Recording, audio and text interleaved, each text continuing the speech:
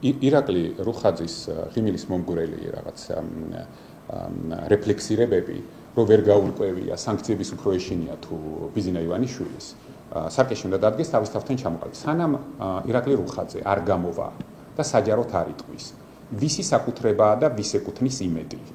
ყველანაირი მისი საუბარი სხვა თემებზე არის ჭორაობა და თვით გადარჩენის მცდელობა. ამიტომ თუ ირაკლი რუხაძეს უნდა ქართულ საზოგადოებას ელაპარაკოს რამეზე, გამოვიდეს და თავი კი არის იმართლოს, რომ თურმე ძალიან არაინტერესებს იმედზე რა ხდება და როგორ თავს დააღწევ და იმედს, გამოვიდეს და თქვას, ვისი საკუთრებაა ტელეკომპანია იმედი, ვის ეკუთვნის იმედი, როგორ ფინანსდება იმედი, რა კავშირი აქვს იმედთან ივანიშვილ ბიძინას და ამის შემდგომ შესაძლებელი იქნება მისი მოსმენა. მანამდე ნებისმიერი მისი საუბარი არის ჩვეულებრივი ჭორაობა და რაც უფრო ნაკლებ ყურადღებას მიაქცევთ, უფრო უკეთესი იქნება.